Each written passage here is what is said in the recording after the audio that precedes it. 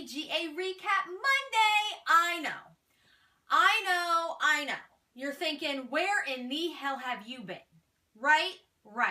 I feel the same exact way. Wednesday, the video didn't upload right. So I just said the heck with it because I couldn't get it to do anything I wanted it to do. And it made me mad. And then I was just going to be sassy and not get anything done. And Friday, life happened. This weekend life happened. I'm going through some personal stuff and it was just not possible. Friday was not possible at all in any way, shape, or form. And so I am back today for our lovely GA Recap Monday and GA Flashback Friday. I am not letting you guys down. I am doing 2 videos today. But we are going to get started with GA Recap Monday since it is GA Recap Monday. Holy Aftershocks Monday. That's all I've got to say. We have got so much to freaking cover today. And I'm going to get a little sassy and I'm going to go on a rant with the second part of GA Recap Monday because it just needs to be done. Okay? But first, we are going to go back to Linda Vista Hospital because holy hospital. Like that place, both times that the guys went there scared the living bejesus out of me. And who decided to make this an apartment complex? Like whose idea was that? Who thought that was a good investment? Okay, this hospital is like in South Central Los Angeles, like in the hood. It's gangs and violence and shooting and scariness and drugs, and they're gonna build or renovate a hospital that was kind of just up and left into apartments. Tell me who decided that. Like, who wants to live there? Well, apparently nobody. Because when we caught up with everybody from Linda Vista, Zach interviewed the former security guard of the hospital, Richard Burney, and he's talking about the activity that has happened since they've renovated this from the hospital to these apartments. And it's apparently not like the greatest place to live because the ghost didn't leave. Everybody put on your big surprise face. You can't tell me, like they literally said that like the project manager was like, oh, we're gonna try to forget about the hauntings, like forget about the past. Are you kidding? Then you don't know anything about the paranormal because it's like you can't take the ghost out of the building. Like, it's not going to happen. Like, that's where they're comfortable. That's where they're going to, like, chill out. So they go and renovate this place, right? And all these people move in. They're like, oh, my gosh, it's probably really nice considering the area. And they move in, and they're hearing door slams, and lights are flickering, and you can't walk in the hallways alone because you feel like somebody's with you. And then my favorite thing ever is, like, sometimes they'll hear a growl and a snarl. You mean to tell me that I'm paying, like, $1,000 a month? Because I guarantee you that's how much they are, because everything in LA is, like, $1,000 a month. And I only know that because my best friend used to live there, and she told me. But, so you're paying, like, this erroneous amount of money in a crappy area, and now you got to live with, like, a demon, too? Oh, hell no. No. Hashtag fail at life. No. Like, I loved it when Zach was talking about, like, the pamphlet that you get from, like, the real estate agent, and he's like, it's got great amenities, it's in a, you know, it's really nice, it's renovated, they're brand new. Oh, by the way, you might hear a growl when you're watching TV. Just saying. Like, your light might flicker on and off, your door might open by itself. But those are just, you know, design flaws. What? Hell to the no. I quit. Now, they also interviewed Kirsten Thorne, who was a paranormal investigator that they talked to in 2009, I believe, and then in 2000, then when they went there the first time. And she had like the little girls laugh on the digital recorder, and then Zach and then like picked it up like live on the show. She has talked about, since she investigated, that this little girl, or whatever this thing is, has essentially followed her from, like, every location that she's been to since then. Like, from Linda Vista to every location. And so you're left wondering, is it a little girl at all?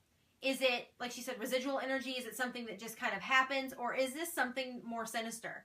We all know that demons love to play dress up as kids for whatever reason. I guess because kids are so innocent and pure, like I said before, they just emulate this pureness and this innocence that you can't imagine a little kid being anything evil. And so when it turns on you, when they've got you where they want you and they've sucked you in, then surprise! It wasn't a little kid at all. They also interviewed Kimber Chase, and this was heartbreaking for me because Kimber was a transport nurse, and she used to transport people from Linda Vista to other hospitals and back and forth and so on. And she had the same experience as Nick had in the very first episode of their very first trip to Linda Vista, which is where, like, he's seen the woman, like, holding her hand out. And she wanted answers. So she agreed to go on to the investigation with them in 2011 and go back and look at, you know, relive that moment. She did an EVP session trying to get some answers. And it was just really emotional because what followed after that is heartbreaking.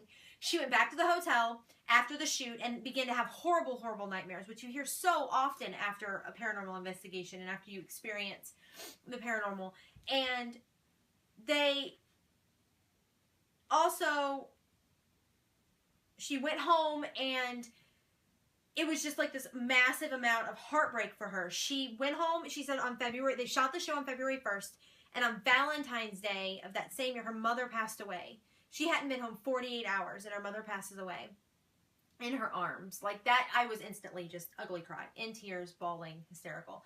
After that, she lost a grandmother, an aunt, a cousin, and a sibling, I do believe, in just a span of a few short months. We're talking from like February to July.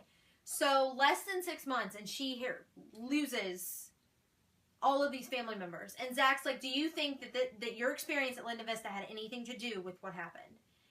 And she's like, the logical part of me says no.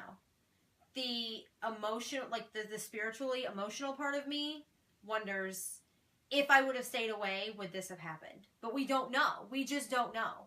And it's hard to imagine that something as simple as wanting an answer from a paranormal experience could cause that much grief. And I don't think you think about that. I think when you go in for the thrill of the hunt or the thrill of the chase or the thrill to get a piece of evidence that you can't explain or that anybody can't explain, you don't think for a second about the possible repercussions of that event.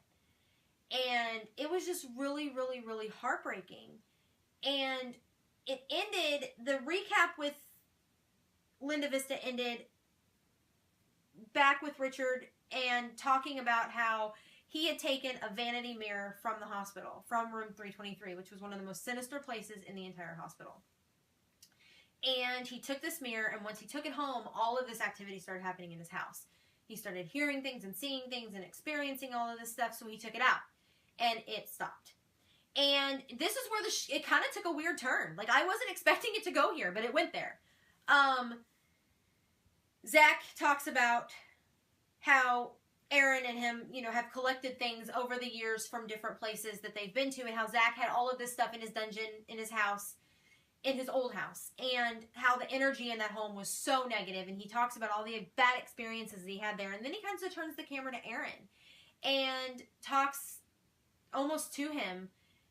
And you can tell that this is a moment that I don't think anybody expected it to go there, but it went there. And they talk about how Aaron collects all of this stuff from all these locations. I mean, he's taken rocks from the Bell Witch Cave. He's taken rocks from satanic circles. He's taken just an artifact of some sort from every place they've ever been, and he just has them laying around in his house. And Zach talks about Dark Aaron. And if you've read his new book, I Am Haunted, he talks about Dark Aaron. And Dark Aaron is not a nice person. Dark Aaron's not the person that we know. He's not the lovable, happy Aaron. And so it was almost like an intervention. They're like, dude, we love you, but do you see this? Do you see what this can do? Do you see that if you take it away? And it's almost like Dark Aaron took over and was like, but that's me. That's who I am.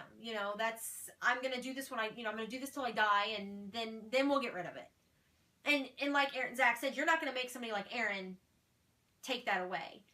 And Aaron was like, well, I'm not mean and scary. And Billy and Jay and Zach just kind of, they laugh it off, but they're like, well, you know, you can tell. And Zach goes, Dark Aaron. Aaron doesn't know Dark Aaron. Only Dark Aaron knows Dark Aaron. And that's got to be frightening when you have people around you that can see you change before their eyes and you don't realize it. I can't even imagine how painful as a friend that would be. Like, I don't think I can handle that. But Aaron was the first one to say, don't do this. Like, don't do it. Seriously. Don't put yourself in danger. Like, Aaron's used to it. Like, this is what he does, but he does not advise anybody else to ever do it. And so it was just a really weird ending. Like, they were, like, almost doing, like, an intervention on Aaron to, like, get rid of this stuff, but they knew it was, like, dead space because it wasn't going to happen. Now, this is where Sassy Jazzy comes to play. KK. The first part of Aftershocks was the David Oman house. Now, if you remember the David Oman house, it's in Benedict Canyon in Los Angeles. And it is 200 feet from where the Manson family murders took place. And this freaking cuckoo for Cocoa Puffs crazy train thinks that Sharon Tate, who was one of the victims of the Manson murders, haunts his house, right? Not saying there's not ghosts there. I mean, I watched the episode. Okay, there's something going on in that house. However, with all that being said, this was the most off-the-wall, whacked-out interview I've ever seen in my entire life. They start the interview off talking to Dr. Barry Taft. Now, he is a parapsychologist who has investigated the David Oman house more than 20-some-odd times in the span of, like, 2 years, I think. He is purely scientific. He doesn't, you know, he looks at the scientific. Being a parapsychologist, you look at the scientific aspects of everything. You look at where the place is at. It's, you know, you look at the geomagnetic fields and things like that. This house is like a geomagnetic anomaly. It has very high EMF wherever you go.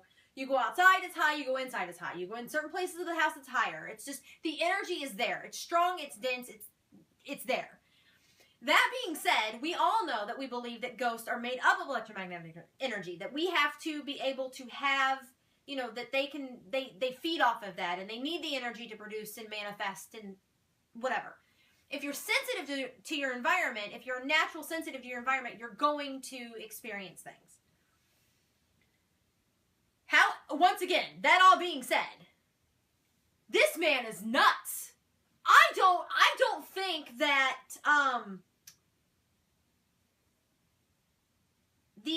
what's going on in that house is as bad as what he thinks it is, because he's freaking crazy. The way that he talks, the way that he acts, I mean, everybody's entitled to be eccentric. I am a wackadoodle at best. I am crazy. I don't give a rat's butt what people think of me. You get me all day long. However, he's out of touch with reality. David is like on a whole new level of cray-cray. And this was evident in this episode when they, you know, they investigated, or when they interviewed with him and Barry together, because Barry and him had a falling out.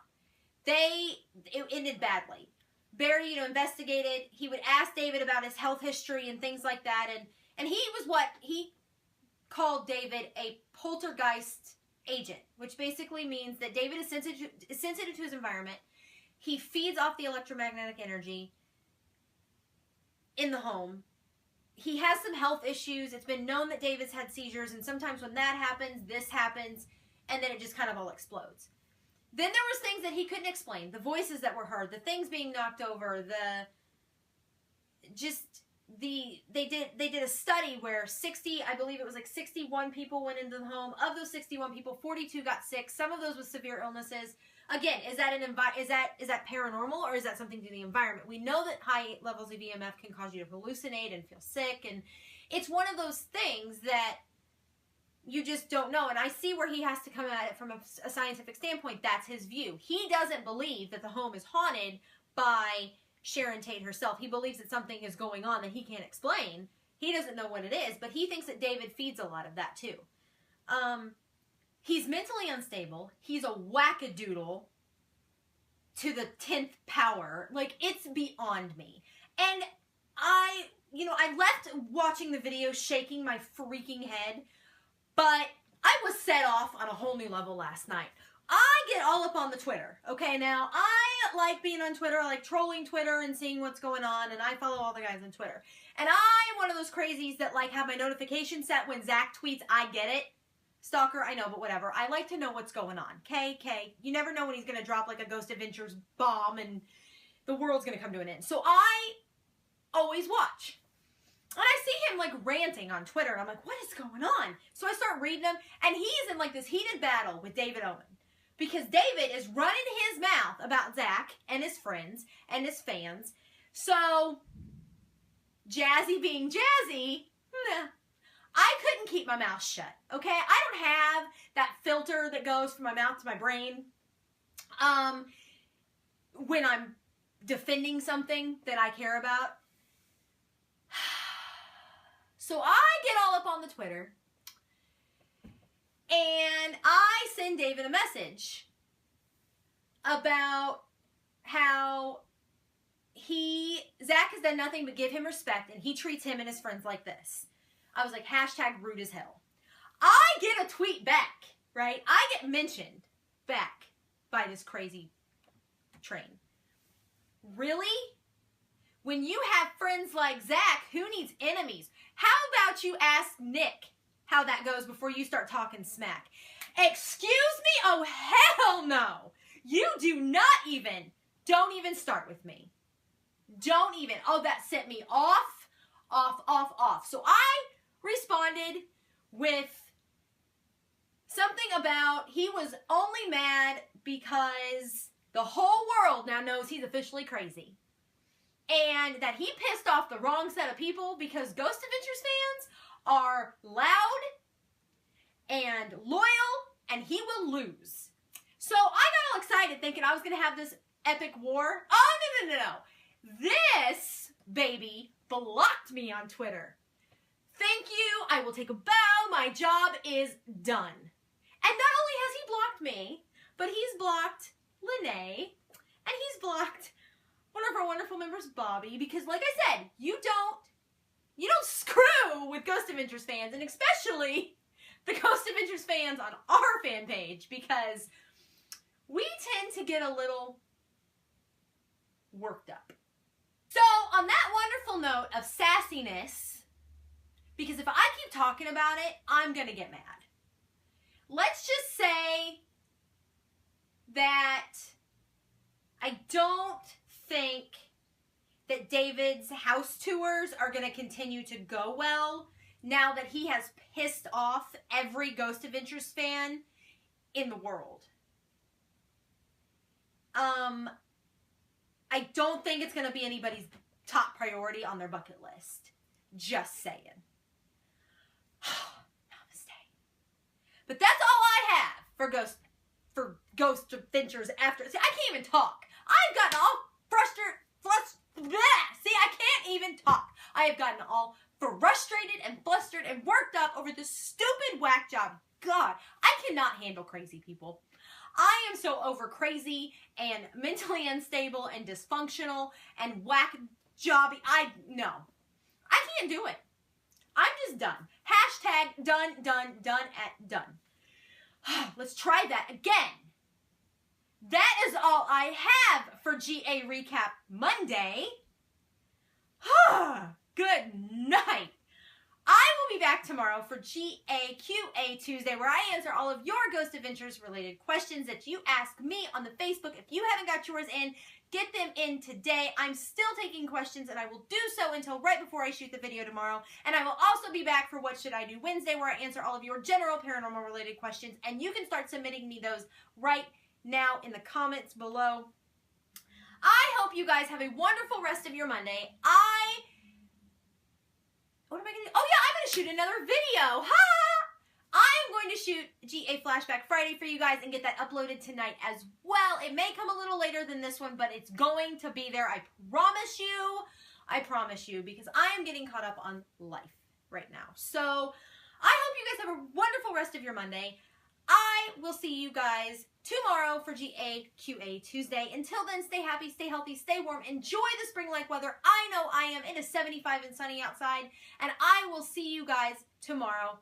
Much love and happiness.